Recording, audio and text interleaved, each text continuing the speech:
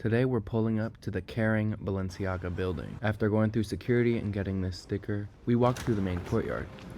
I saw this office that I've seen online a couple times, and then we get to this door, and inside, I think this is some type of church, I don't know, but the exhibit starts here. There's this intro text. It just walks you through the exhibit, pause to read, and then all of the show invitations from Demna's time at Balenciaga are in this clear case. Here are some of my favorites.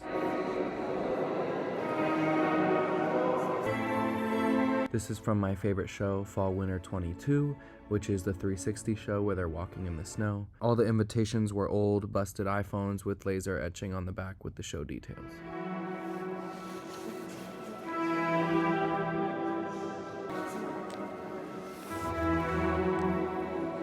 Here's the lost tape, which is pretty cool. This is the wallet from the 2023 Mud show. I really like this one, and I guess you can use it on your own as well.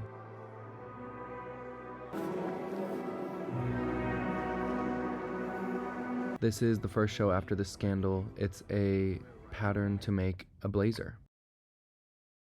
I remember seeing these on social media and thinking they're so cool, but how I'd never really get to see them. So now seeing them in this exhibit was a very cool experience. Here's like a fake bar, and it's made of metal. And I think it's meant to be like a protein kind of like workout bar because it's for the LA show where they were playing on LA culture a lot. Here's the eBay package invitation.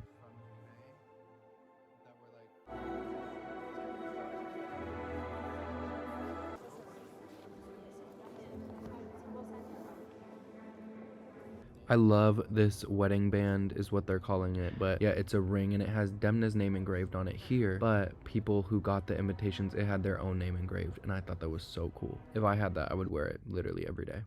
Here are the couture invitations, which is so cool because they all have this like continuity in how they look and also their purpose. So like the pin where you stick pins in on your wrist and like other sewing related, craftsmanship related things. Here's the final invitation, which is kind of sad. But then we go into the main room.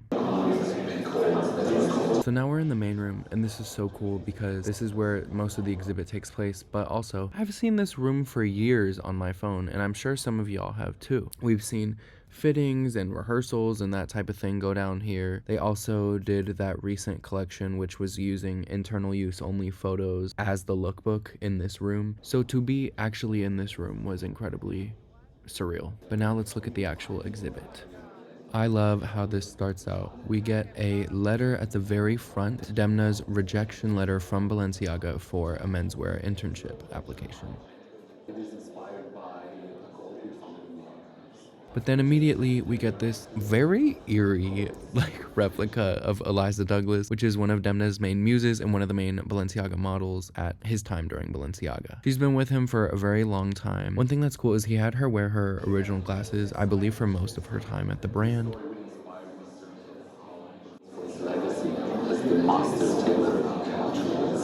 This code represents the idea of unattainable perfection. This was a proportional exercise of footwear, where we try to layer onto. This is the first look I ever presented.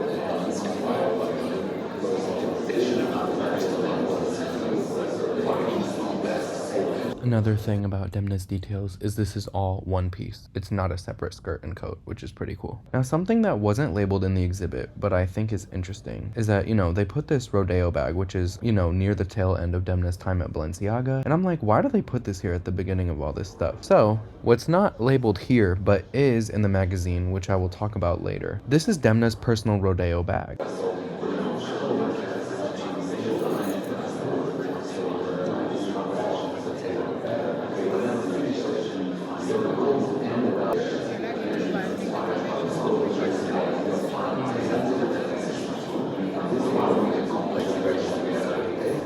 A 2021 distressed political hat, which is, I believe, one of the first that they did. Was a logotype that conveyed.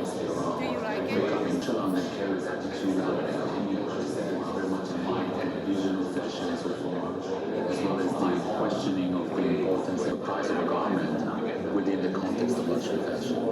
This one exposed here actually. So this is from my very first and Our challenge was to create a very saturated orange color, that one that would push the limits of pigment in textile dyeing. It's a balenciaga pattern, the one with the have a good trip.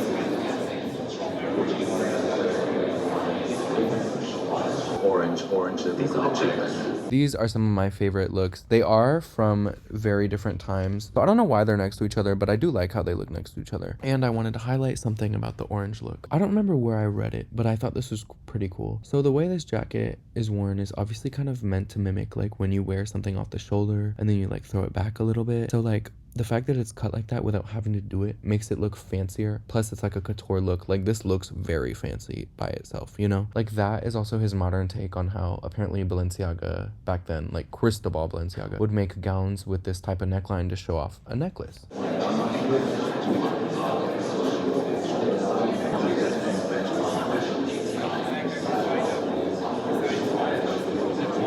The take is something very often used in the creative process when working on maquettes and fixing things together. Done by Maison Le Marié in Paris, who also worked with Cristobal Balenciaga, like many of them.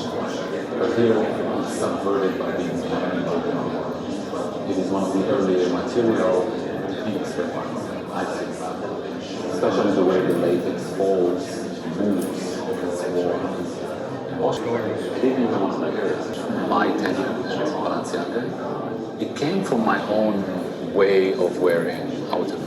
But when I arrived and began looking... Then they had this winter 2016 look with this really iconic puffer. So kind of like what I was talking about with the couture look. This is meant to be off the shoulder to kind of mimic this shape of the neckline of old Balenciaga. And then that also makes the back bulge out a little bit, which, you know, also mimics the cocoon dress look of the Cristobal Balenciaga gowns. The only thing though is like the mannequin scared the shit out of me. And like, I think it's meant to be like that. Obviously it's not as lifelike like the Eliza Douglas one. Also, she was missing a shoe. And I don't think that was intentional because in the magazine, she has the shoe on. But then you get this really cool sweater, which is made out of hand knit chainmail.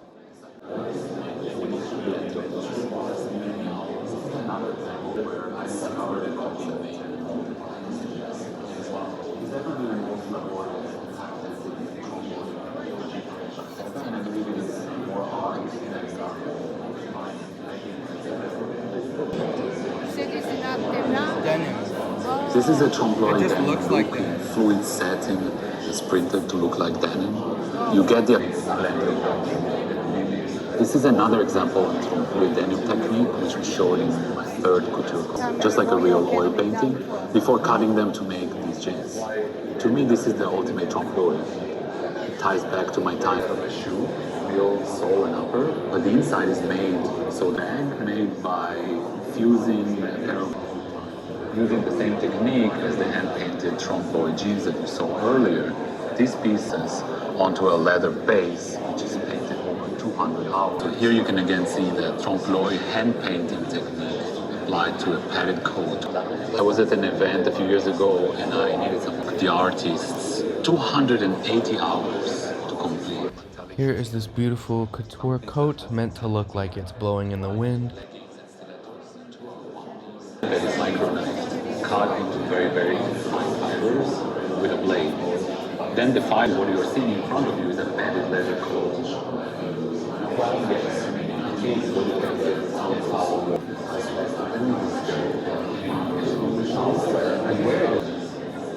Bye-bye. This iconic towel that started the IKEA beef.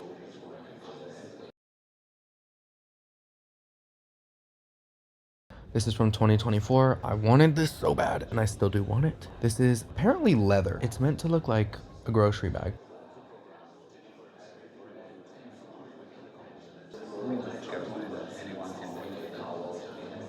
Message for you.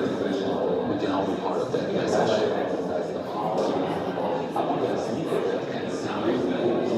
Now, one of the most important items for me in this exhibit is the 2017 IKEA bag lookalike. All of the like shapes and everything appear to be the same, but it's just made out of leather.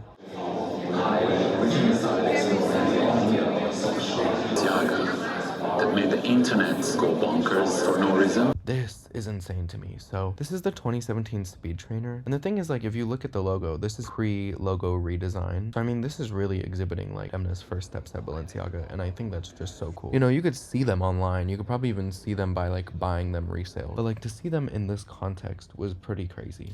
This is not only an upcycled racer jacket, but Demna's personal jacket.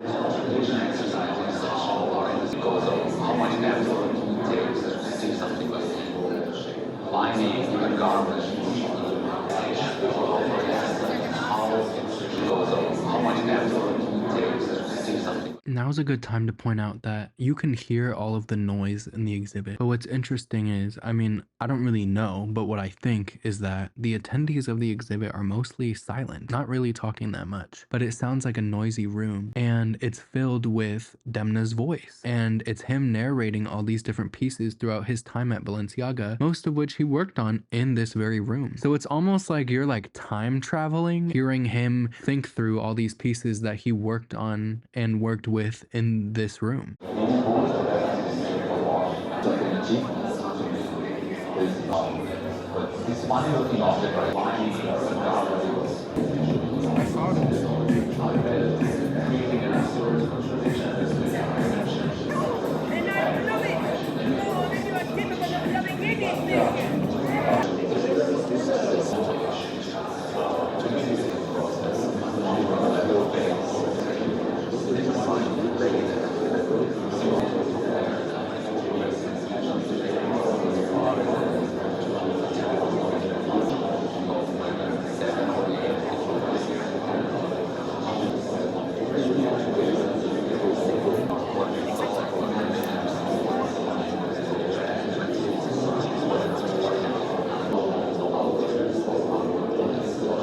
Here's this extremely important winter 2018 iconic fake layered coat, disproportionate puffer. It's just insanely cool. Possible to move in it. We finally ended up by creating the illusion of wearing 7 or 8 different pieces of outerwear with only fronts and collars. Finally able to find that it's a micro jacket made from wool that's pants for the sleeves and the back.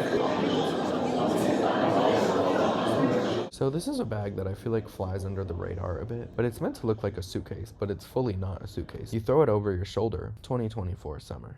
Now this is so iconic, and once again makes me a little sad, makes me realize that 2021 and 2 are like my favorite of like Demna's time at Balenciaga. So I mean, this is from the Gucci hacker project with Balenciaga, which if you don't remember is when they kind of like took over each other's houses and they released all this random stuff. And so this is one of the looks from it. It was in the 2021 clone show, so that was pretty cool.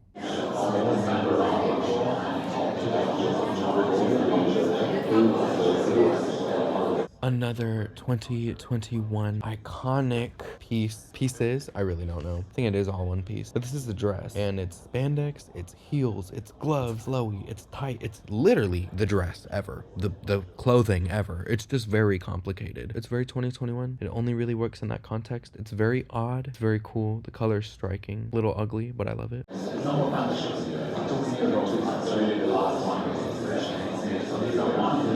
One of my faves, 50-second couture collection. It has Swarovski from top to bottom, and Beyonce wore this look. She wore this dress, not the one here, but the same design on the Renaissance tour. It's one of the most essential use of a balenciaga iconic wedding dress. I wanted to make it in this almost liturgical which essential use of a balenciaga iconic wedding dress. It has no pattern. It took nearly 200 hours and it has no pattern. So anyways, you walk around to the other side, and that's when you get into the meat of the couture items.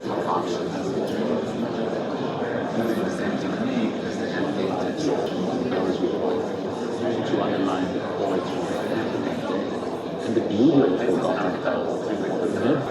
is the reason why we had to recreate its form in a precious mesh embellished with rhinestones to underline the poetry of the mesh. This is the reason why we had to recreate its form in a forgotten past. That bag is something inexpensive and I can believe a bag. Here is forever. The reason why we had to recreate its form. Here is forever. And a few wires invisibly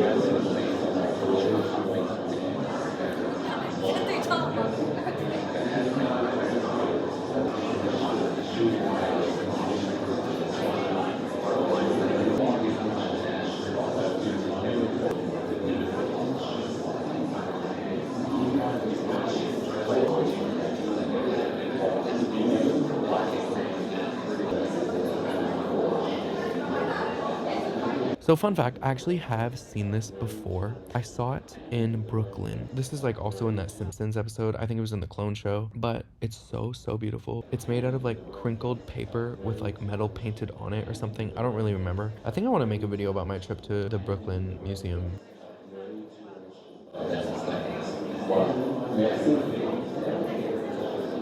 Who made this so vintage wedding dresses that I ran into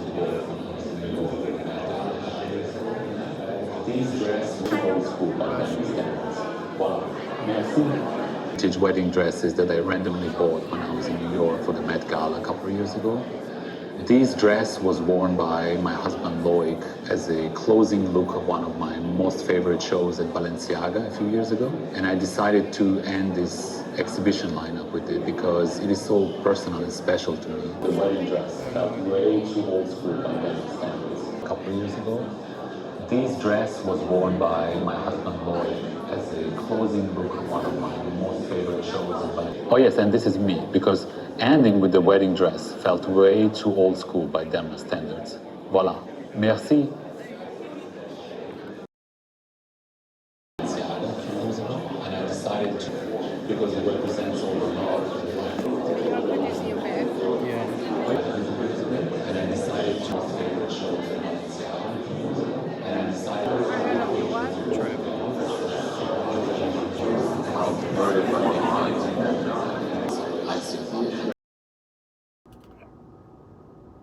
Here we go. Here's the thing that you get at the end of the Balenciaga Demna exhibit. So the front looks like this and the back looks like this. So it's like a fake magazine. I really like this because it looks like a real watch, you know? The time is now. Look at all the cute little things that they put here. I think that's so fun. Anyways, let's open it up. So immediately you get this.